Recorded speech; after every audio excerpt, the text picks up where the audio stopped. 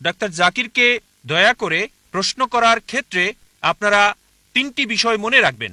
প্রশ্ন সংক্ষিপ্ত হতে হবে এবং একবারে একটি প্রশ্ন। প্রথম প্রশ্নটি মহিলাদের থেকে, দ্বিতীয়টা এখানে, তৃতীয়টা দূরে।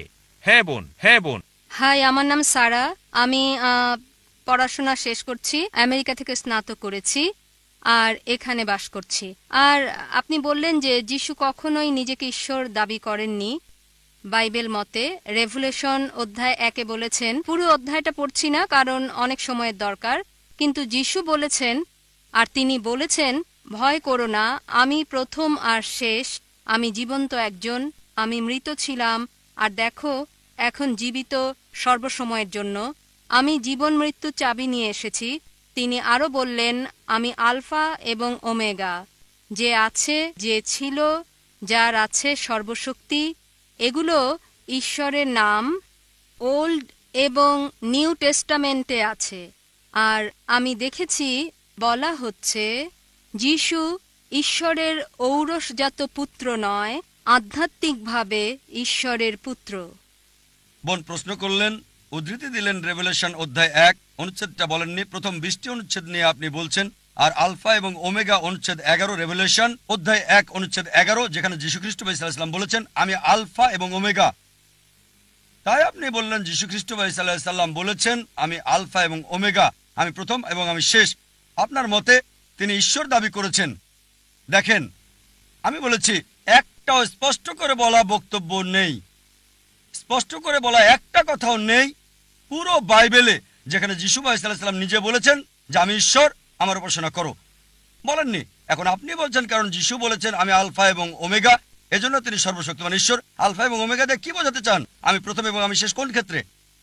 আপনি কি বলতে চান যীশু খ্রিস্ট পৃথিবীতে প্রথম? না, তার জন্মের আগে তার মা পৃথিবীতে ছিলেন। অনেক নবী তার আগে এসেছেন, সুতরাং অবশ্যই তিনি প্রথম না, আবার শেষও না। বাইবেলের মধ্যে বলা হয়েছে নবী মুহাম্মদ সাল্লাল্লাহু আলাইহি সাল্লাম আসবেন। এটা আছে গসপেল অফ জন অধ্যায় 16 অনুচ্ছেদ 12 থেকে 14। আমার অনেক কিছু বলার আছে, কিন্তু তোমরা এখন তা সহ্য করতে পারবে না। যখন সত্যের আত্মা আসবে, সে তোমাদের নিয়ে যাবে সত্যের দিকে। নিজে কিছু বলবে না, সে যা শুনবে তোমাদের বলবে। সে আমাকে সম্মানিত করবে, তোমাদের আসার পথ দেখাবে। নবী মুহাম্মদ সাল্লাল্লাহু আলাইহি সাল্লাম সম্পর্কে বলা হয়েছে। তাহলে কি বোঝানো হয়েছে আলফা এবং ওমেগা দিয়ে? এটা প্রথম এবং শেষ বোঝায়নি আক্ষরিকভাবে, কারণ অনেক মানুষই তার আগে এসেছিল এবং অনেক মানুষই তারপরে এসেছিল। ঈশ্বরের বিধান মতে এটা দিয়ে কি বোঝানো হয়েছে? নবীগণ যাই বলেন ঈশ্বরের বিধান মতে সে প্রথম এবং শেষ। মুসা আলাইহিস সালামের সময়ে তিনি ছিলেন আলফা এবং ওমেগা। ঈশ্বরের বিধান এটাই ছিল নিয়ম, তিনি যা শিক্ষা দিতেন মানতে হতো। যীশুখ্রিস্টের সময়ে যীশুখ্রিস্ট সাল্লামের শিক্ষা ছিল আলফা এবং ওমেগা, সেটা মানা বাধ্যতামূলক ছিল। নবী মুহাম্মদ সাল্লাল্লাহু আলাইহি সাল্লামের সময় শিক্ষা ছিল আলফা এবং ওমেগা, এটা প্রথম এবং শেষ। এর মানে এই নয় তিনি ঈশ্বর দাবি করেছেন। এজন্য আমি বলেছি একটা স্পষ্ট কথাও নেই। যদি লিটারালি বলেন তিনি প্রথম এবং শেষ, আর যদি বাইবেল পড়েন বাইবেল এটা মানে না। অনেক মানুষের যীশুখ্রিস্ট সাল্লামের আগে এসেছিল, তার জন্ম হয়েছিল মায়ের পেটে, আর অনেক মানুষ তার পরে এসেছিল।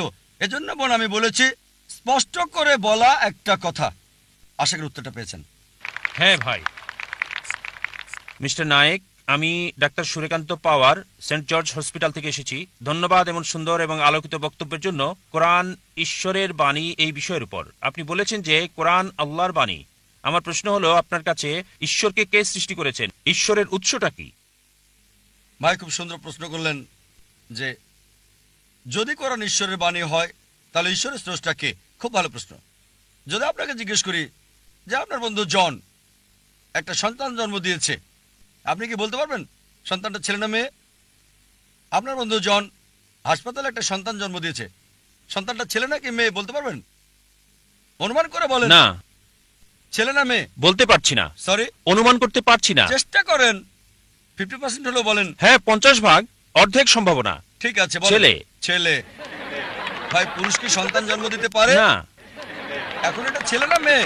নামটা মেয়ে নাম হতে হবে। আমি আপনাকে বলছি আপনার বন্ধু জন। আমি জানি না কোনো মহিলার নাম জন হয় কিনা। না, আমরা বলবো না। আচ্ছা আচ্ছা, ধরেন আপনার বন্ধু, ছেলে বন্ধু, সে হাসপাতালে গিয়ে একটা সন্তান জন্ম দিল। সন্তানটা ছেলে না মেয়ে? মেয়ে। পুরুষ কি সন্তান জন্ম দিতে পারে? না। এখন বুঝতে পেরেছেন। পুরুষ সন্তান জন্ম দিতে পারে না, তাহলে ছেলে না মেয়ে এই প্রশ্নটা আসে কি করে? তাই বলা হয়েছে ঈশ্বরকে কেউ সৃষ্টি করেনি। আপনার প্রশ্ন, কে ঈশ্বরকে সৃষ্টি করেছে? আমার প্রশ্নের মতো যে পুরুষটা সন্তান জন্ম দিয়েছে হাসপাতালে, সেটা ছেলে নাকি মেয়ে, প্রশ্নটাই অযৌক্তিক। কারণ আমরা জানি যে পুরুষ সন্তান প্রসব করে না, তাহলে ছেলে না মেয়ে এই প্রশ্ন আসে কি করে? তাই বলা হয়েছে ঈশ্বরকে কেউ সৃষ্টি করেনি। প্রত্যেক সৃষ্টির একজন স্রষ্টা থাকে, ঈশ্বরের কোনো স্রষ্টা নেই। তাই নাস্তিকের সাথে তর্কের সময় কখনোই বলি না যে সবকিছুরই স্রষ্টা আছে। আমি বলি প্রত্যেক সৃষ্টির স্রষ্টা আছে, ঈশ্বর কোনো সৃষ্টি নয়। বলা হয়েছে যখনই আমি বলবো ঈশ্বরের স্রষ্টাকে, আর সেই ঈশ্বর নয়। ولم يقل له كفوا أحد. তার সংজ্ঞা হচ্ছে আল্লাহর কোনো স্রষ্টা নেই। আশা করি উত্তরটা পেয়েছেন। আমি মিস্টার চৌহান, অবসরপ্রাপ্ত শিক্ষক। প্রশ্ন করার আগে সবাইকে সালাম জানাতে চাই। ওয়ালাইকুম আসসালাম ওয়া রাহমাতুল্লাহি ওয়া আমার বারাকাতুহু। প্রশ্নটা হলো, কুরআন ঈশ্বরের বাণী, যা আপনি বিস্তারিত বলেছেন অনেক ক্ষেত্রেই।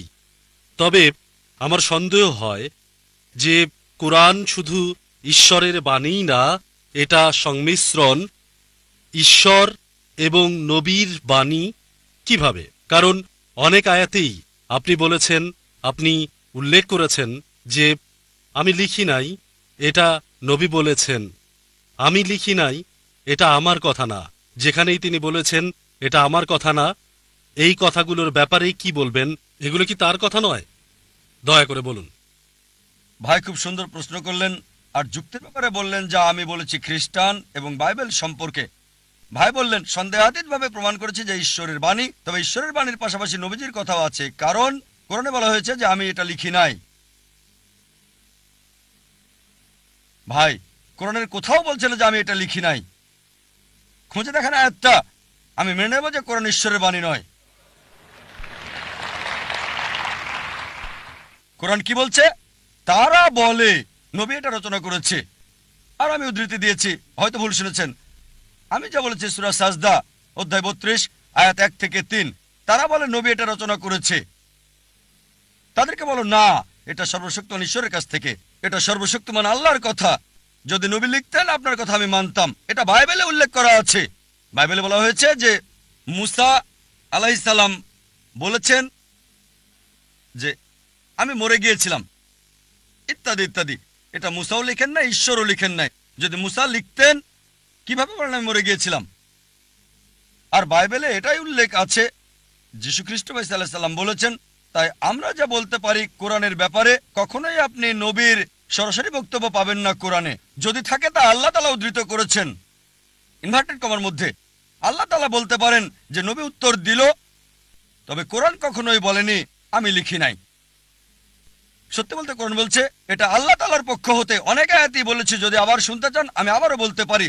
সূরা আনাম অধ্যায় 6 আয়াত 19, সূরা আনাম অধ্যায় 6 আয়াত 93, সূরা ইউসুফ অধ্যায় 12 আয়াত 1 আর 2, সূরা তাহা অধ্যায় 20 আয়াত 113, সূরা সাজদা অধ্যায় 32 আয়াত 1 থেকে 3, সূরা ইয়াসিন অধ্যায় 36 আয়াত 1 থেকে 3, সূরা জুমার অধ্যায় 39 আয়াত 1, সূরা গাফির অধ্যায় 40 আয়াত 2, সূরা জাসিয়া অধ্যায় 45 আয়াত 2।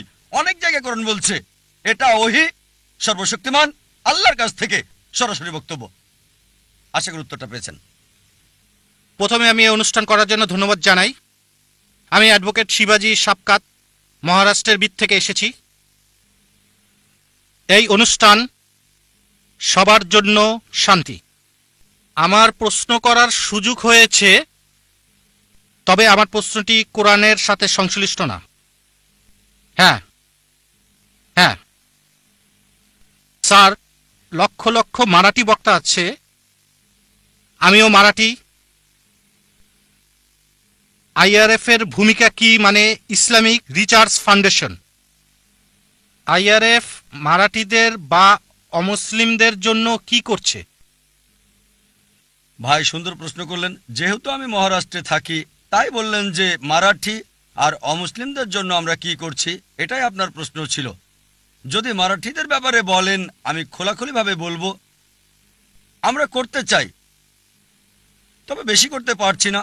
আমার কিছু বই মারাঠি ভাষায় অনুবাদ করা হয়েছে, অন্যরা করেছে, কারণ আমি মারাঠি ভাষা জানি না, বলতে পারি না। তবে আমাদের কিছু করা উচিত। আর আমরা চেষ্টা করছি আমাদের সন্তানদের বিভিন্ন ভাষা শেখাতে। আমি মারাঠি বুঝি, বলতে পারি না, কিছু পারি, ভালো না। যদি বলতে পারতাম তাহলে হয়তো মারাঠি ভাষাতেও আমি লেকচার দিতে পারতাম। তবে আমাদের কিছু বক্তা আছেন IRF-এ যারা মারাঠি ভাষায় লেকচার দেন, যেমন ভাই আব্দুল গফুর কুরেশি। মারাঠিতে কোনো লেকচারের নিমন্ত্রণ পেলে তাকেই পাঠানো হয়। তাই আমরা যা করছি, লোকজনকে ট্রেনিং দিচ্ছি যাতে তারা বিভিন্ন ভাষায় শান্তির বাণী প্রচার করতে পারে। যে কোনো অনুষ্ঠান ইংরেজিতে হয়, আর অনেকে 3-4টা ভাষা জানেন, তাই ট্রেনিংটা হয় ইংরেজিতে, কখনো উর্দুতে, হিন্দিতে। তারপর চলে যায় দক্ষিণ আফ্রিকা থেকে আসে, যদি আফ্রিকা থেকে আসে তখন সে আফ্রিকার ভাষায় কথা বলে। অনেক লোকই আসছে পৃথিবীর বিভিন্ন অঞ্চল থেকে, মালয়েশিয়া থেকে আসে, USA থেকে আসে, সিঙ্গাপুর থেকে আসে, সৌদি আরব থেকে আসে, ফিলিপাইন থেকে। তাগালু, আমি তাগালু জানি না, কি করি? আমি ইংরেজিতে বলি, তারপর তাদেরকে বলি তাগালুতে সেই ভাষা পৌঁছে দেওয়ার জন্য। আমার বার্তা আপনি পৌঁছে দেন, এখানে যা শিখেছেন, যা শুনেছেন মারাঠিদের কাছে। আপনি আমার হয়ে কাজ করেন ইনশাল্লাহ। প্রথম প্রশ্ন শেষ, এবার দ্বিতীয় প্রশ্নে আসি। অমুসলিমদের জন্য আমরা কি করছি? খুব বেশি কিছু করতে পারছি না, যতটুকু সামর্থ্য আছে করছি। অনেক কিছু করা যাবে, যেহেতু এই প্রতিষ্ঠানটা অনেক বড়, মাশাআল্লাহ। আমাদের 2000-এর বেশি ভলেন্টিয়ার আছে, তারপর বলবো কিছু করছি না। প্রয়োজনের তুলনায় আমাদের সংগঠন খুব ছোট, খুবই ছোট। এই কনফারেন্সের আয়োজন করছি, অমুসলিমদের অগ্রাধিকার দিচ্ছি, কারণ আপনারা আমাদের VIP গেস্ট, বিশেষ অতিথি। আপনি অন্য মুসলিমদের চেয়ে আমার বেশি কাছে। কেন? কারণ আমাকে দাওয়া দিতে হবে, আল্লাহ বিচারের দিন জিজ্ঞেস করবেন দাওয়া দিয়েছিলাম কিনা। তাই আমি আমার সর্বোচ্চ চেষ্টা করছি সত্য প্রচার করতে এই অবস্থান থেকে। আর এই সম্মেলন 10 দিন ব্যাপী। আমরা অমুসলিমদের নিমন্ত্রণ করছি, পোস্টারে উল্লেখ আছে সব ধর্ম স্বাগতম, সব ধর্মের লোকদের স্বাগতম। তবে প্রশ্নোত্তর পর্বে আমরা তাদের অগ্রাধিকার দেই, যাতে তাদের সন্দেহ দূর করা যায়। অনেক অমুসলিমদেরও সন্দেহ আছে, তারা আমাদের সাথে রাগ করে, ভাই জাকির আমরা কি করব? কিছুক্ষণ পর, কালকে দেখে নেব, সমস্যা নেই। কাল মানে আগামীকাল না, হয়তো 10 দিন পরে। তাই সত্যটা জানানোর পাশাপাশি যা করছি, হয়তো 1 লক্ষ মানুষ হবে এখানে, মাশাআল্লাহ 1 লক্ষ মানুষ, কিন্তু 60 মিলিয়নেরও বেশি মানুষ সরাসরি দেখছে।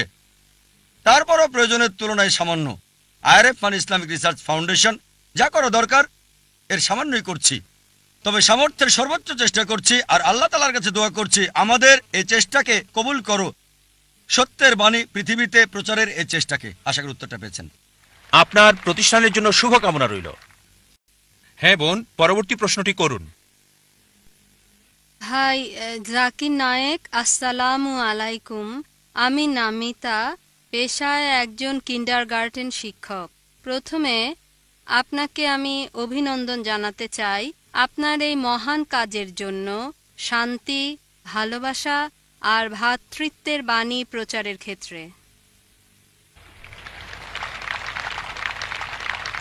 আমি আপনাকে জিজ্ঞাসা করতে চাই, যদি কোরআন ঈশ্বরের বাণী হয়, যদি ইসলাম সত্য জীবন ব্যবস্থা হয়, তাহলে কেন লোকজন এত সময় নিচ্ছে এই জীবন ব্যবস্থাকে গ্রহণ করতে? বোন সুন্দর প্রশ্ন করলেন। কোরআন আল্লাহর বাণী, ইসলাম সত্য ধর্ম, লোকজন কেন এটা গ্রহণ করতে দেরি করছে? বোন, সরল পথে থাকা সবসময় সহজ না। আপনার অনুধাবন ভিন্ন, এক একজনের অনুধাবন এক এক রকম। যেমন ধরেন, কেউ হয়তো ইসলাম পালন করছে না, ও যদি ইসলাম গ্রহণ করি হতে পারে সে আসক্ত করে, তাই মদপান বর্জন করতে হবে, মেয়েদের সাথে ডেটিং আর বাইরে যাওয়া বন্ধ করতে হবে। এটা তাকে সত্য গ্রহণে বাধা দিচ্ছে। হয়তো সে চিন্তা করে, ঠিক আছে ইসলাম ধর্ম ভালো, তবে আমি মদপান বন্ধ করব না, মেয়েদের সাথে মেলামেশা বন্ধ করব না, শুকর খাওয়া বন্ধ করব না।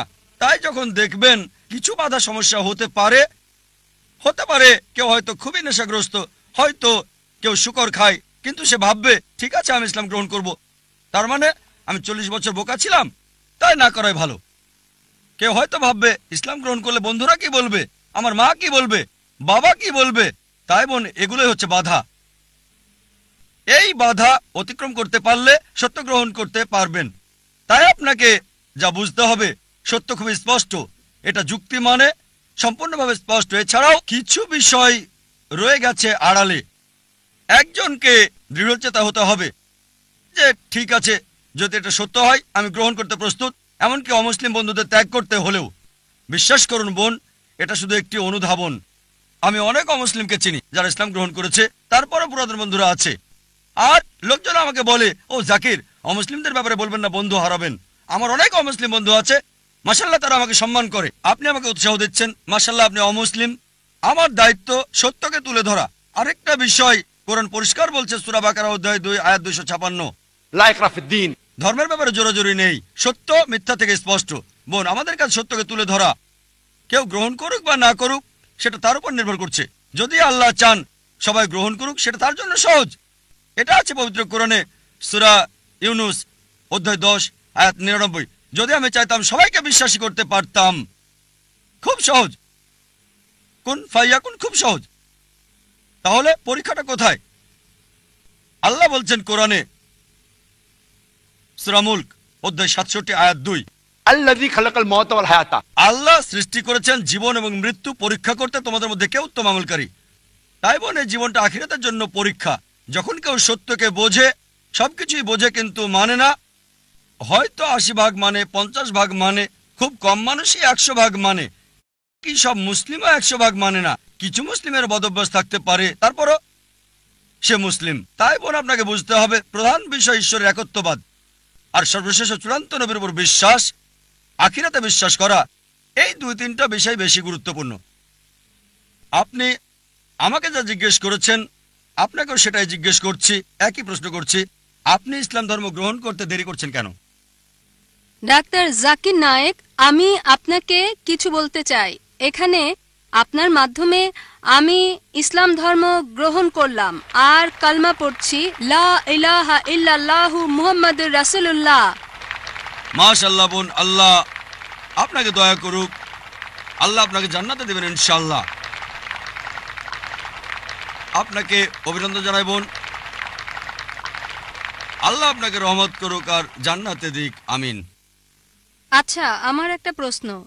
সূরা আলে ইমরান আয়াত 50, এতে বলা হয়েছে যিশু শিক্ষাকে মানতে, তাহলে কেন মানুষ মানছে না? বোন, নামটা বলবেন প্লিজ। Chastity? বোন প্রশ্ন করলেন যে কোরআন বলছে সূরা আলে ইমরান অধ্যায় 3 আয়াত 50 যে আমাদেরকে যীশু খ্রিস্ট বা ইসলামের শিক্ষা অনুসরণ করতে হবে। অনেক আয়াতই আছে যেগুলো বলছে আমাদেরকে ঈসা আলাইহিস সালামের উপর বিশ্বাস করতে হবে। বোন, আপনাকে পরিষ্কার করে বলি যে ইসলামই একমাত্র খ্রিস্টান ধর্ম যেটা যীশু বা ঈসা আলাইহিস সালামের উপর বিশ্বাসের গুরুত্ব দিয়ে থাকে। সে কখনোই মুসলিম না যদি যীশু বা ঈসা আলাইহিস সালামকে বিশ্বাস না করে। আমরা বিশ্বাস করি তিনি ছিলেন আল্লাহ সুবহানাহু ওয়া তাআলার একজন মহান নবী। আমরা বিশ্বাস করি তিনি ছিলেন মসিহ মানে খ্রিস্ট।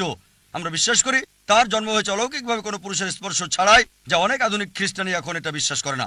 আমরা বিশ্বাস করি তিনি মৃত্যুকে জীবিত করতেন আল্লাহর সাহায্যে। আমরা বিশ্বাস করি তিনি সুস্থ করতেন অন্ধ এবং কুষ্ঠরোগীকে আল্লাহর সাহায্যে। বোন, খ্রিস্টান আর মুসলিমরা একত্রিত হচ্ছে, তবে কেউ হয়তো বলবে তাহলে পার্থক্যটা কোথায়? বোন, পার্থক্যের কারণ হচ্ছে যে অনেক খ্রিস্টান তারা বলে যে যিশু বা ঈসা আলাইহিস সালাম তিনি ঈশ্বর দাবি করেছেন, তিনি বলেছিলেন আমি সর্বশক্তিমান ঈশ্বর। বোন, আপনি যদি বাইবেল পড়েন একটা স্পষ্ট করে বলা কথাও আপনি পাবেন না পুরো বাইবেলে যেখানে যিশু বা ঈসা আলাইহিস সালাম নিজে বলেছেন যে আমি ঈশ্বর, আমার উপাসনা করো। যদি কোনো খ্রিস্টান একটা মাত্র স্পষ্ট কথা দেখাতে পারেন, স্পষ্ট করে বলা একটা কথা পুরো বাইবেলে যেখানে যিশু বা ঈসা আলাইহিস সালাম নিজে বলেছেন আমি ঈশ্বর, অথবা বলেছেন আমার উপাসনা করো, আমি আজই খ্রিস্টান ধর্ম গ্রহণ করব। অন্য মুসলিম ভাইদের পক্ষ থেকে আমি কথাটা বলছি না। সত্যি বলতে যদি বাইবেল পড়েন, এতে বলা হয়েছে গসপেল অফ জন অধ্যায় 14 অনুচ্ছেদ 28 যিশু আলাইহিস সালাম বলেছেন আমার পিতা আমার চেয়ে মহান। গসপেল অফ জন অধ্যায় 10 অনুচ্ছেদ 29 আমার পিতা সবার চেয়ে মহান। গসপেল অফ ম্যাথিউ অধ্যায় 12 অনুচ্ছেদ 28 আমি শয়তানকে তাড়াই ঈশ্বরের আত্মার সাহায্যে। গসপেল অফ লুক অধ্যায় 11 অনুচ্ছেদ 20 আমি ঈশ্বরের আঙুলের সাহায্যে শয়তানকে তাড়িয়ে দিই। গসপেল অফ জন অধ্যায় 5 অনুচ্ছেদ 30 আমি নিজে থেকে কিছু করতে পারি না, আমি যা কিছু শুনি তাই বলি আর আমার কথা সঠিক। আমি আমার নিজের ইচ্ছায় চলি না, সর্বশক্তিমানের ইচ্ছায় চলি, আমার পিতার ইচ্ছায় চলি। যদি কেউ বলে যে আমি নিজের ইচ্ছায় চলি না, সর্বশক্তিমান ঈশ্বরের ইচ্ছায় চলি, সে মুসলিম। যিশু বা ঈসা আলাইহিস সালাম ছিলেন মুসলিম, কখনো ঈশ্বর দাবি করেননি। আর এটা স্পষ্ট করে উল্লেখ আছে বুক অফ অ্যাক্টস 2 নম্বর অধ্যায় অনুচ্ছেদ 22 শোনো ইসরায়েলবাসী, নাজারেথের যিশু তোমাদের মধ্য থেকে ঈশ্বর তাকে মনোনীত করেছেন অলৌকিকত্ব আর নিদর্শনের মাধ্যমে, যা ঈশ্বর তাকে দিয়ে করিয়েছেন তোমরা দেখেছো। নাজারেথের যিশু তোমাদের মধ্যে ঈশ্বর মনোনীত একজন মানুষ, অলৌকিকত্ব আর নিদর্শনের মাধ্যমে ঈশ্বর যা তাকে দিয়ে করেছেন তোমরা তা দেখেছো। তাই আমরা বিশ্বাস করি যীশু খ্রিস্ট বা ঈসা আলাইহিস সালাম আল্লাহ সুবহানাহু ওয়া তাআলার একজন মহান নবী ছিলেন, তবে ঈশ্বর ছিলেন না। এখানে আমরা পার্থক্য করি। যিশুর শিক্ষার ব্যাপারে এখন বলবো। আপনার মূল প্রশ্ন ছিল যে কোরআন বলছে আমাদেরকে যিশু বা ঈসা আলাইহিস সালামের শিক্ষা অনুসরণ করতে হবে।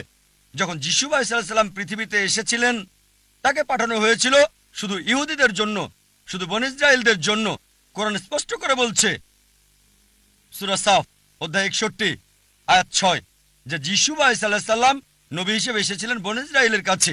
এটা বলা হচ্ছে সূরা আল ইমরান অধ্যায় 3 আয়াত 49 যে যিশু বা ঈসা আলাইহিস সালামকে প্রেরণ করেছিলেন বনী ইসরাইলের কাছে। এটা বলা হচ্ছে গসপেল অফ ম্যাথিউ অধ্যায় 10 অনুচ্ছেদ 5 ও 6। যিশু বা ঈসা আলাইহিস সালাম বলেছেন জেন্টাইলদের পথে যাবে না। জেন্টাইল কারা? যারা ইহুদি নয়, হিন্দু, মুসলিম। জেন্টাইলদের পথে যাবে না, সামারিটানদের শহরে প্রবেশ করবে না, বরং ইসরায়েলের হারানো মেষদের কাছে যাবে। একই কথা বলা হয়েছে গসপেল অফ ম্যাথিউ অধ্যায় 15 অনুচ্ছেদ 24। তিনি অনুসারীদের বলছেন আমাকে প্রেরণ করা হয়েছে শুধুমাত্র ইসরায়েলের ঘরের হারানো মেষদের কাছে। সুতরাং যীশু খ্রিস্টকে পাঠানো হয়েছিল বনী ইসরায়েলদের জন্য, আর তার কথা মানা জরুরি ছিল নির্দিষ্ট একটা সময়ের জন্য। এই কথা বাইবেল বলছে এবং কোরআনও বলছে। তারপর বোন, যদি আপনি বাইবেল পড়েন, যিশু আলাইহিস সালাম যা বলেছেন যদি ভালো করে দেখেন, এটা হচ্ছে গসপেল অফ লুক যে যিশু আলাইহিস সালামের খাতনা করা হয়েছিল 8ম দিনে। আমরা মুসলিমরা মাশাআল্লাহ খাতনা করে থাকি, অধিকাংশ খ্রিস্টানি খাতনা করে না।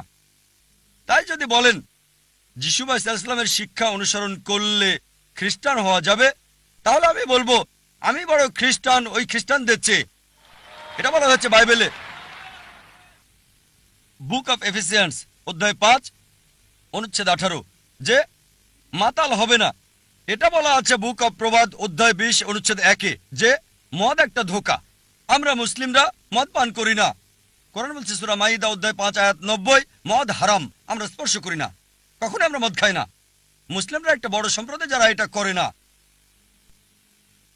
সুতরাং বাইবেল অনুযায়ী মদ পান করতে পারবেন না। আরো বলা হয়েছে বাইবেলে যে শুকর খেতে পারবেন না, অনেক জায়গায় আছে। এটা আছে বুক অফ লেভিটিকাস অধ্যায় 11 অনুচ্ছেদ 7 ও 8। আরো আছে বুক অফ ডিউটেরোনমি অধ্যায় 14 অনুচ্ছেদ 8, বুক অফ আইজা অধ্যায় 65 অনুচ্ছেদ 2 থেকে 5। কমপক্ষে 5 বার যে শুকর খাওয়া যাবে না। আমরা মুসলিমরা আমরা শুকর খাই না, কিন্তু অধিকাংশ খ্রিস্টানই শুকর খায়। তাই যদি খ্রিস্টান মানে যারা যীশু খ্রিস্ট বা ঈসা আলাইহিস সালামের শিক্ষাকে মেনে চলে, তাহলে আমরা মুসলিমরা খ্রিস্টানদের চেয়ে বড় খ্রিস্টান। আমি এভাবে বলে যেতে পারবো, যখন যিশু আলাইহিস সালামকে বলা হলো প্রথম কমান্ডমেন্ট কোনটি, তিনি বললেন গসপেল অফ মার্ক অধ্যায় 12 অনুচ্ছেদ 29 বলেছেন شما إسرائيل أدنى الحين أدنى خد এটা হিব্রু ধৃতি, যার মানে শোনো হে ইসরায়েলবাসী, প্রভু আমাদের প্রভু একজন। আমরা মুসলিমরা মাশাআল্লাহ আমরা বিশ্বাস করি এক আল্লাহকে। অধিকাংশ খ্রিস্টান বিশ্বাস করে ট্রিনিটিতে, পিতা পুত্র এবং পবিত্র আত্মা। তাই যদি বলেন খ্রিস্টান মানে যে যিশু আলাইহিস সালামের শিক্ষাকে অনুসরণ করে, আমরা মুসলিমরা খ্রিস্টানদের চেয়ে বড় খ্রিস্টান। আপনি আমার ভিডিও ক্যাসেট দেখতে পারেন, ইসলাম এবং খ্রিস্টান ধর্মের সাদৃশ্য সেখানে বিস্তারিত আপনি পাবেন। আমরা বাইবেলের চেয়ে বেশি অনুসরণ করছি যিশু আলাইহিস সালামের শিক্ষা, খ্রিস্টানদের চেয়ে বেশি। আশা করি উত্তরটা পেয়েছেন বোন। মিস্টার জাকির, আমি অরোরা বিবেক, হিন্দু হয়েও এখানে এসেছি, কোনো বিতর্কের জন্য এখানে আসিনি। তবে আমার একটা প্রশ্ন, আহম ব্রহ্মা, আহম বিষ্ণু, আহম মহেশ এগুলো বলেছিল আমার ভালো বন্ধুদের একজন। ঘটনাক্রমে সে আমাদেরকে কোরআন এবং বাইবেল নিয়ে বলেছিল। তবে আমার প্রশ্ন হলো, আমার প্রশ্ন 4টা আপনার কাছে। 1 নাম্বার, বেশি গুরুত্বপূর্ণ প্রশ্ন প্রথমে। আচ্ছা, যদি সময় থাকে অবশ্যই আপনাকে আরেকটি প্রশ্ন করার সুযোগ দেব না, কারণ যদি সবাই দেখে আর আমি কোঅর্ডিনেটর হিসেবে এটা করি, আমার মনে হয় এটা অন্যদের প্রতি অবিচার হবে। ঠিক আছে, আমি বুঝতে পেরেছি। শুধু একটা প্রশ্ন, যেহেতু মিস্টার জাকির কথা বলেছিলেন জেনোসিস ভার্সন ইত্যাদি বিষয়ে, একটা প্রশ্নই করতে চাই। যেহেতু আপনি কুরআন আর বাইবেলের মধ্যে একটা তুলনা করেছেন, কেন বেদ, কুরআন আর বাইবেলের মধ্যে তুলনা করছেন না, সবগুলোই নিজ ক্ষেত্রে বহুমুখী, একটা আরেকটার সাথে ঘটনাক্রমে সম্পর্কিত।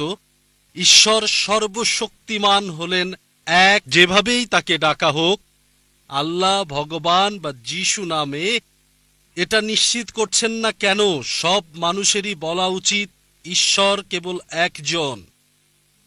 ভাই সুন্দর প্রশ্ন করলেন, খুবই গুরুত্বপূর্ণ প্রশ্ন, একটা বাস্তব প্রস্তাব।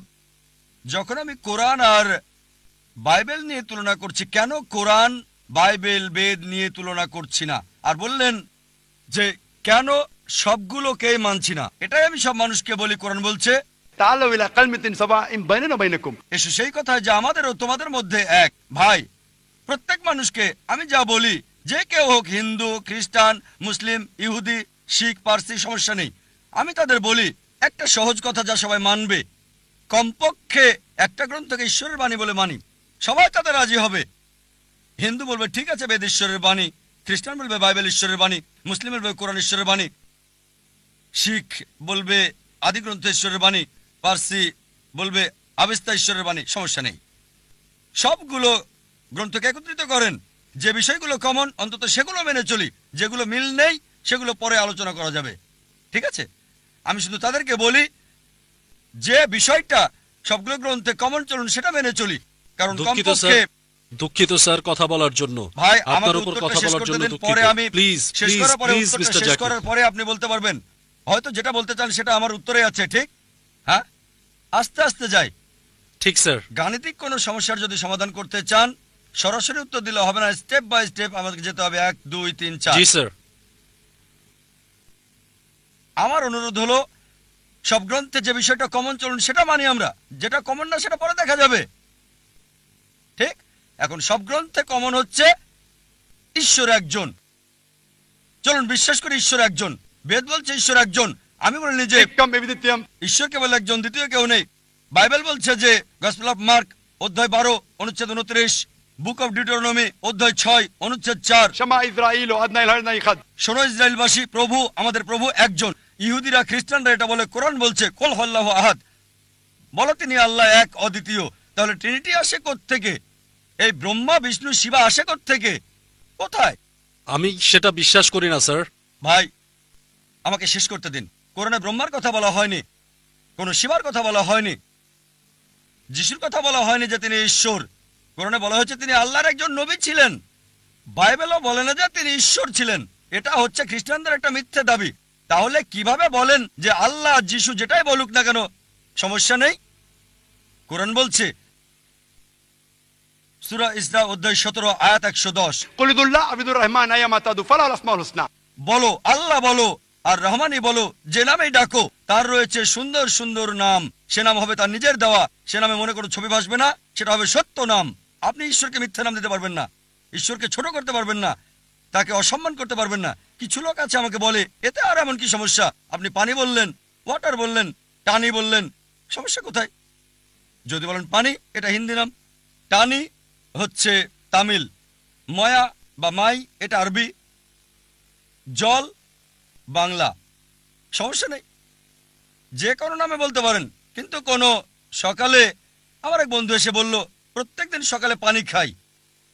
ডাক্তার আমাকে বলল বেশি করে পানি খান, তবে পানি খাওয়ার পর আমার বমি হলো। আমি বললাম কেন? না, পানিটা হলদে বর্ণের ছিল। ডাক্তার পানি খেতে বলল, সে প্রতিদিন সকালে 1 গ্লাস করে পানি খায়, পানিটা হলদে। হলদে, হলুদ? তারপর বুঝলাম যে পানির কথা বলছে সেটা আসলে পানি না, ইউরিন।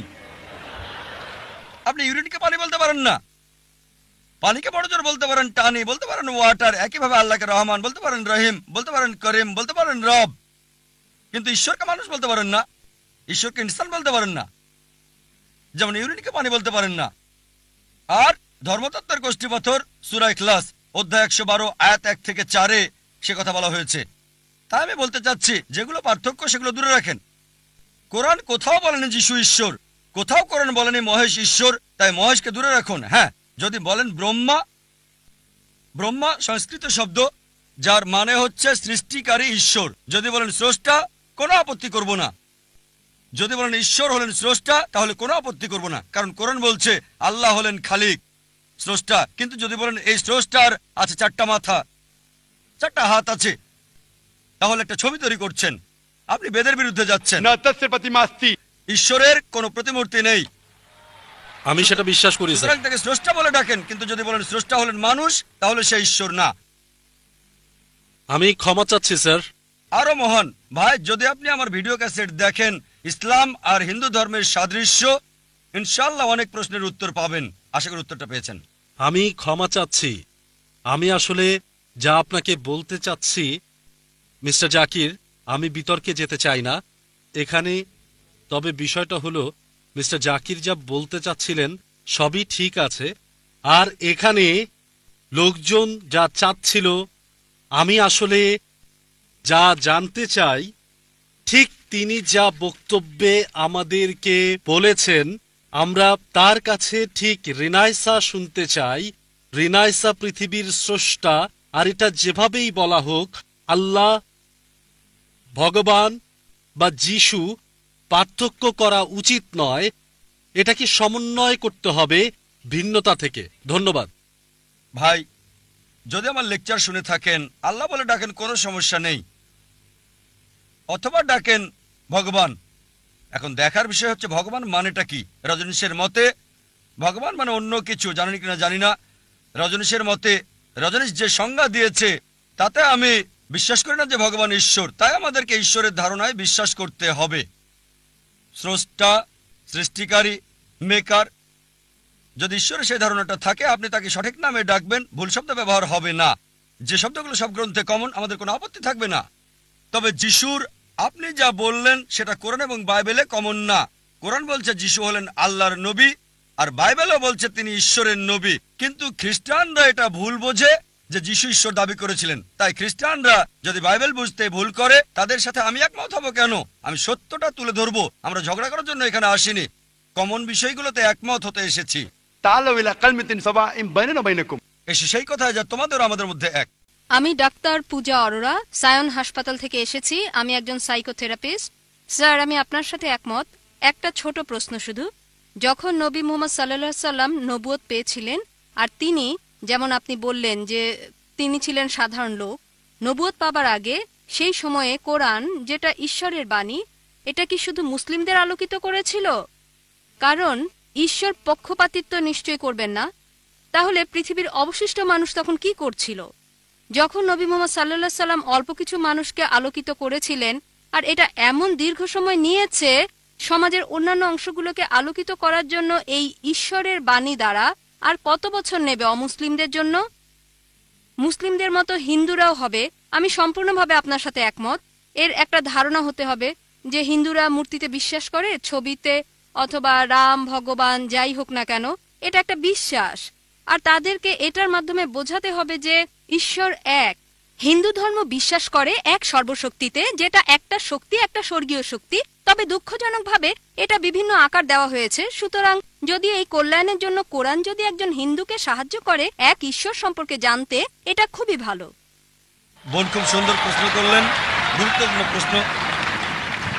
যদি কোরআন এমন এক বই হয়, যদি এটা ঈশ্বরের বাণী হয়, তাহলে কেন এটা শুধুমাত্র একটা ছোট্ট দলের জন্য এসেছিল, যেখানে ছিল শুধু আরবরা আর মুসলিম? সারা পৃথিবীর জন্য কেন আসেনি? কত সময় লাগবে? বোন, কোরআন কখনোই শুধু মুসলিম বা আরবদের জন্য নাজিল হয়নি। কোরআন সমগ্র মানব জাতির জন্য। এটা বলা হয়েছে সূরা ইব্রাহিম অধ্যায় 14 আয়াত 1, সূরা ইব্রাহিম অধ্যায় 14 আয়াত 52, সূরা বাকারা অধ্যায় 2 আয়াত 185 এবং সূরা জুমার অধ্যায় 39 আয়াত 41-এ কোরআন সমগ্র মানব জাতির জন্য প্রেরিত। সময় সংক্ষিপ্ত, তাই রেফারেন্সটা দিচ্ছি, উদ্ধৃতি বলছি না। তাই কোরআন শুধু মুসলিম বা আরবদের জন্য নয়, কোরআন সমগ্র মানব জাতির জন্য। আর নবী মুহাম্মদ সাল্লাল্লাহু আলাইহি সাল্লাম শুধু মুসলিম বা আরবদের জন্য নয়। কোরআন বলছে সূরা আম্বিয়া অধ্যায় 21 আয়াত 107, وما أرسلناك إلا رحمة للعالمين আমি তো তোমাকে প্রেরণ করেছি রহমত স্বরূপ সমগ্র মানব জাতির জন্য, সারা পৃথিবীর জন্য, সমগ্র সৃষ্টির রহমত স্বরূপ। একই কথা বলা হয়েছে সূরা সাবা অধ্যায় 34 আয়াত 28, যে নবী মুহাম্মদ সাল্লাল্লাহু আলাইহি সাল্লামকে পাঠানো হয়েছে সারা পৃথিবীর নবী হিসেবে, সুসংবাদদাতা আর পাপ থেকে সতর্ককারী হিসেবে। তবে অধিকাংশ মানুষই তা জানে না। কোরআনের এই আয়াত বলছে অধিকাংশ মানুষই তা জানে না। এই কারণেই বোন আমরা এমন সম্মেলন করে থাকি। এটা সব মুসলিমের দায়িত্ব, সর্বশক্তিমান আল্লাহর বাণী সবার কাছে তুলে ধরা। তাহলে আরেকটা প্রশ্ন স্যার করব? সময় লাগবে, তবে ভালো হয় আর দেরি না করলে। আর যারা মুসলিম হিসেবে দাবি করে অনেকেই ভালো মুসলিম না, হয়তো শুধু নামেই আব্দুল্লাহ, জাকির, মোহাম্মদ, সুলতান। ভালো মুসলিম তারা নাও হতে পারে।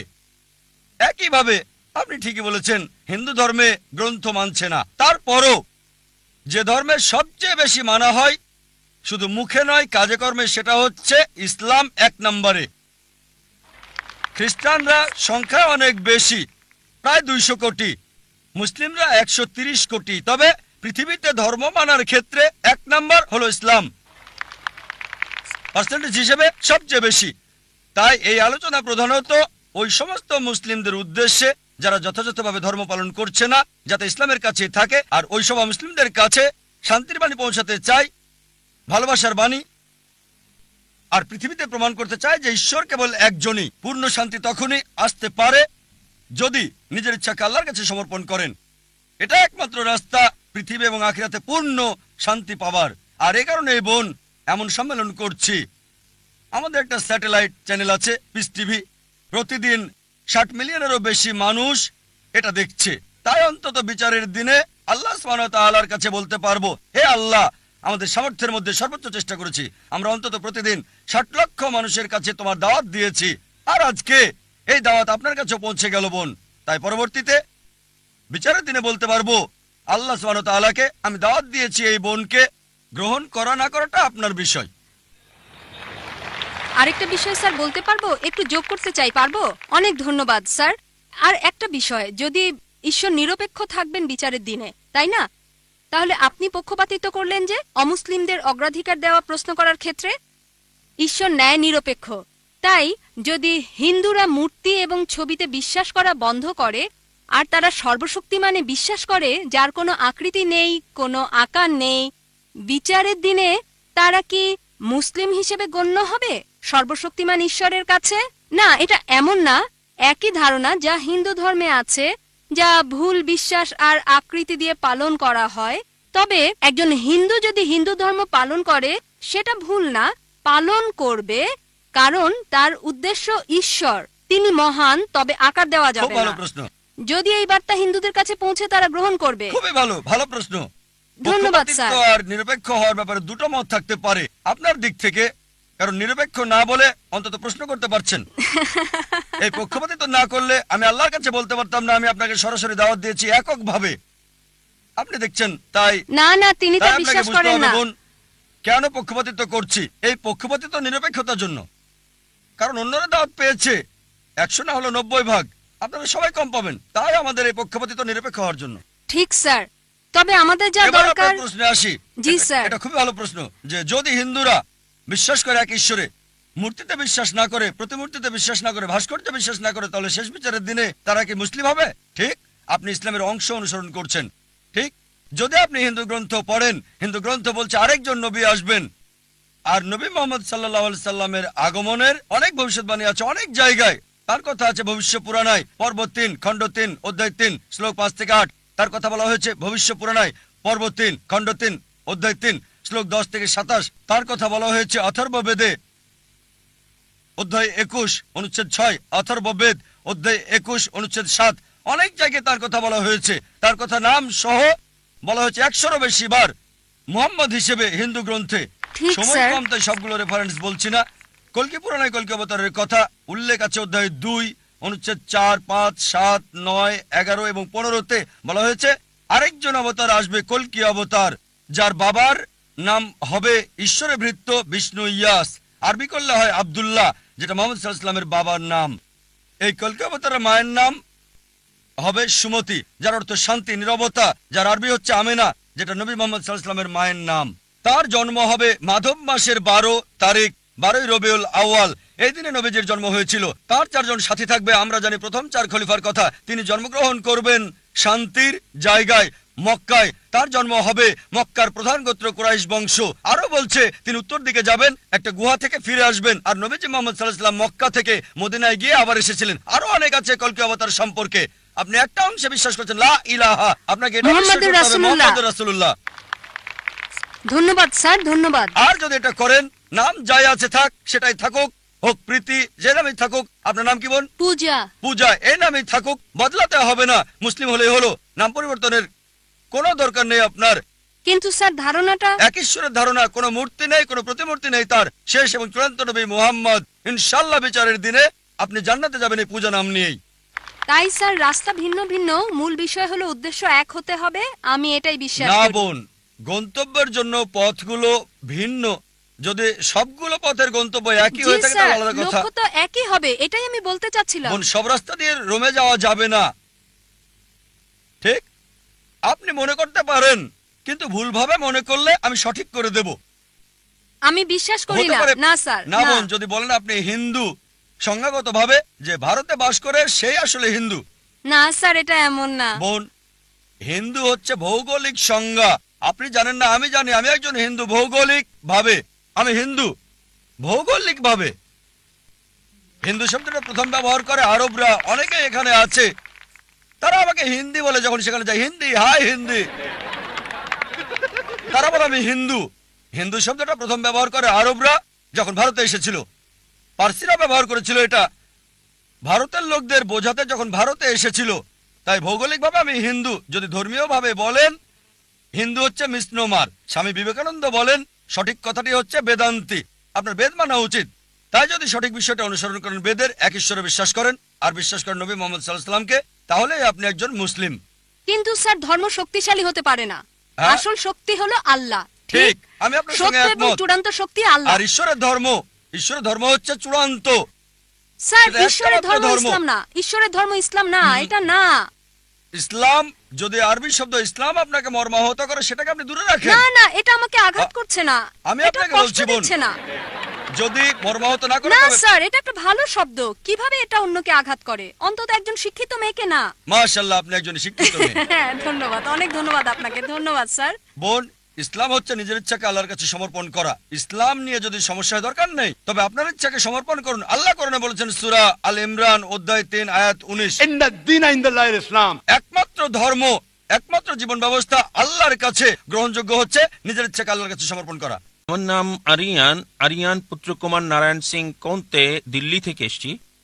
আমি ভালো ইংরেজি বলতে পারি না, এজন্য আমি দুঃখিত। স্যার, আমি জিজ্ঞেস করতে চাই যে ভগবানের বানানো নিয়মে কি পরিবর্তন হতে থাকে?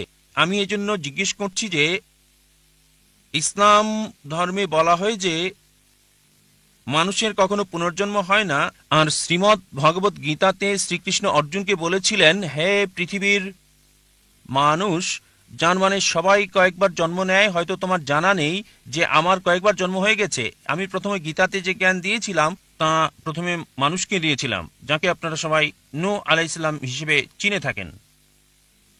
আবার পরের বার বলছে যে আমি সূর্যদেবকে এই জ্ঞান দিয়েছিলাম, এখন আমি আপনাকে এটা দিচ্ছি।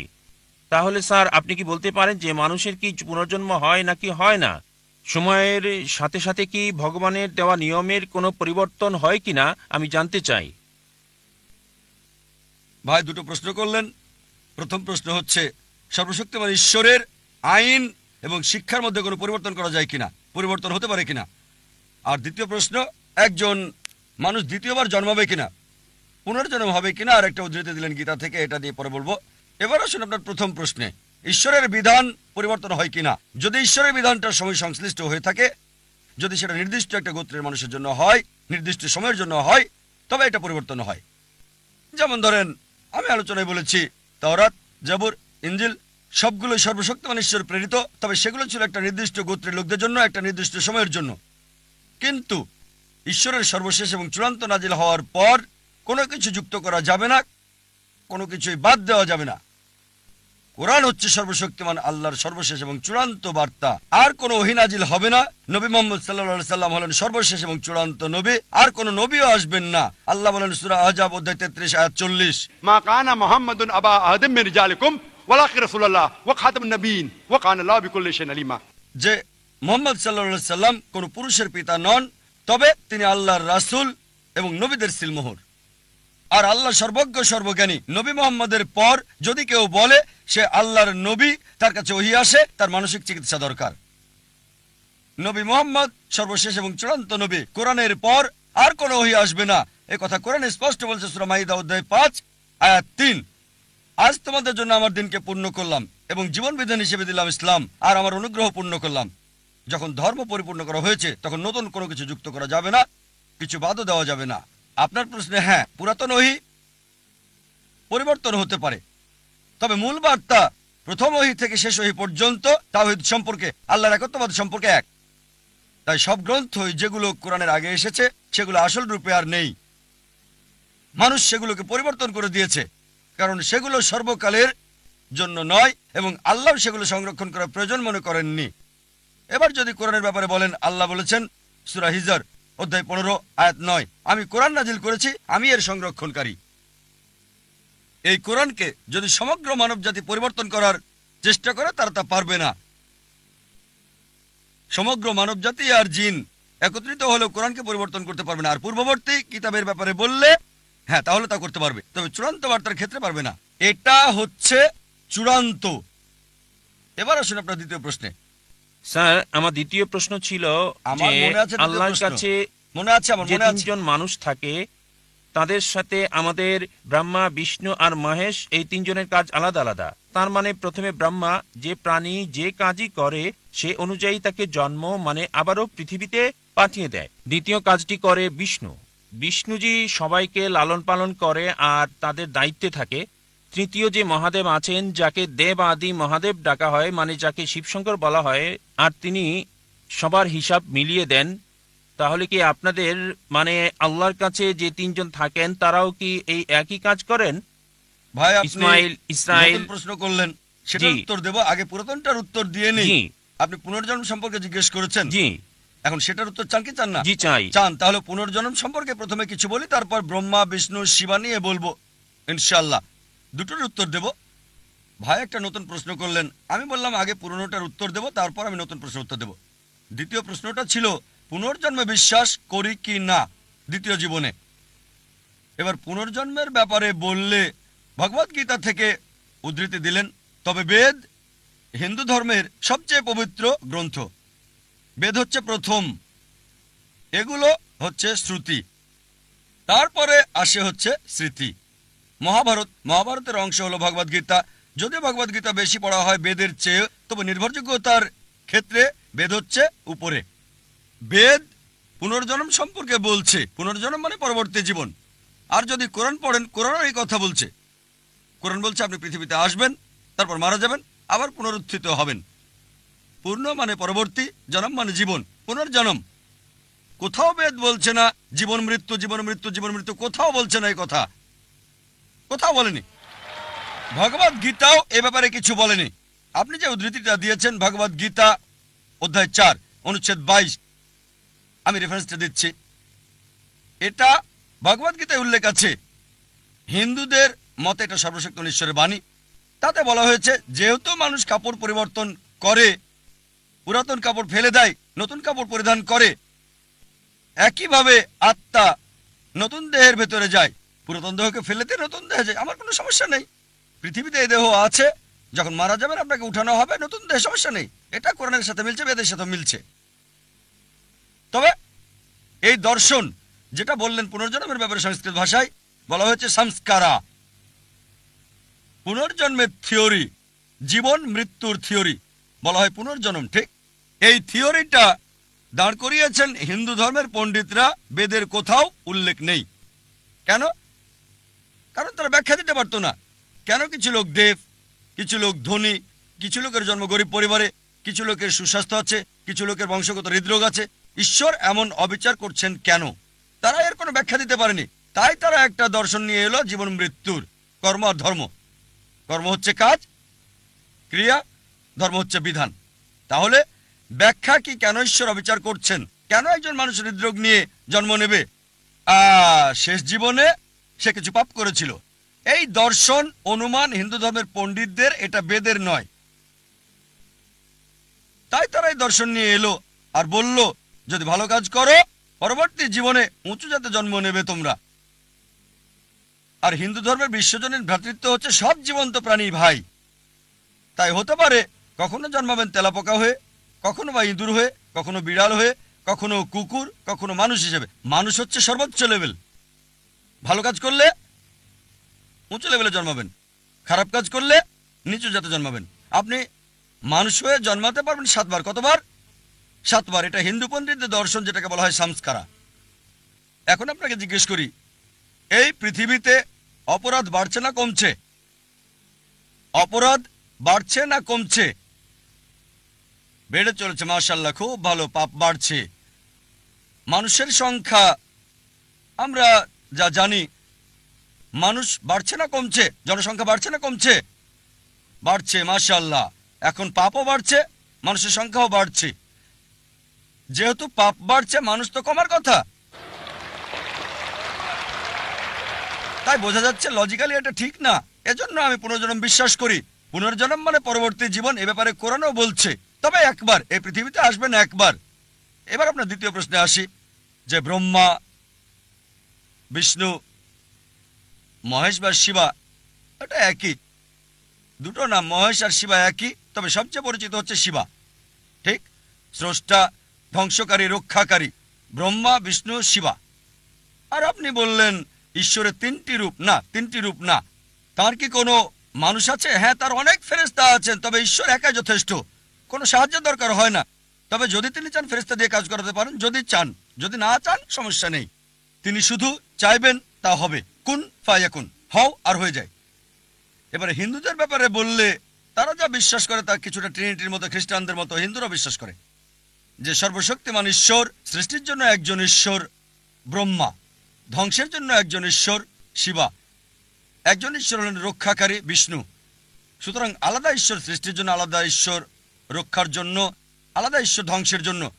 কোরআন বলছে সূরা আম্বিয়া অধ্যায় 21 আয়াত 22, এক আল্লাহ ছাড়া যদি একাধিক আল্লাহ থাকতো, অবশ্যই তারা ঝগড়া করত। আর কোরআন বলছে সূরা মুমিনুন অধ্যায় 23 আয়াত 91, যে যদি একাধিক ঈশ্বর থাকতো, একজন আরেকজনের সাথে যুদ্ধ করত। এজন্য আমরা হিন্দু মিথ থেকে দেখি একজন ঈশ্বর যুদ্ধ করছে আরেকজনের সাথে, একজন ঈশ্বর আরেকজনকে পরাজিত করছে, তৃতীয় জন দ্বিতীয়জনকে সাহায্য করছে। ঈশ্বর কিভাবে যুদ্ধ করে?